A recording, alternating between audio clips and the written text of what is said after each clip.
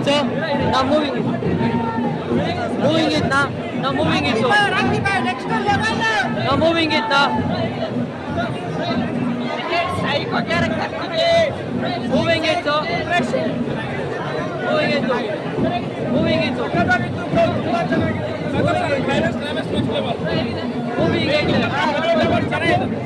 moving it now. That is back. So moving it, sir. Super excellent movie ಬರ್ರಿ ಎಲ್ಲರೂ enjoy ಮಾಡಿ Now moving it, sir. Moving it, moving it, moving it, sir. Moving it, sir.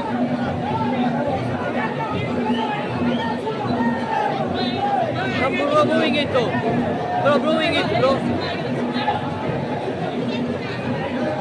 Bro, moving it, sir. Super. Now moving it, sir. Moving it, sir. Moving it, sir. You're moving it, sir. Sir, moving it, sir. Moving it. Moving it, sir. Moving it, sir. Moving it, sir.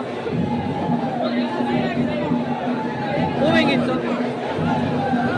Moving it, sir. Super ಆಗಿತ್ತು.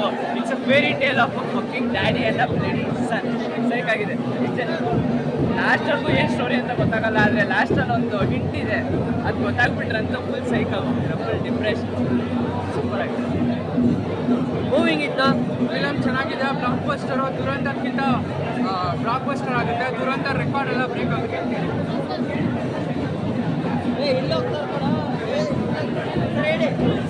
Moving it, sir. ಹೇಗಿತ್ತು? ವಿಶ್ವಕ್ಕೆ ನಮ್ಮ ಕನ್ನಡ ಸಿನಿಮಾವನ್ನು ತಗೊಂಡೋಗಿದ್ರೆ S ಅವರ ಇಲ್ಲಿ ಒಳ್ಳೆ ಕಥೆ, ಒಳ್ಳೆ ಕಂಟೆಂಟು, ಮತ್ತೆ ಅಪ್ಪ ಮಕ್ಕಳ ಫೈಟು ಎಲ್ಲ ತುಂಬಾ ಚೆನ್ನಾಗಿದೆ. ಎಕ್ಸಲೆಂಟ್. ನಮಸ್ಕಾರ.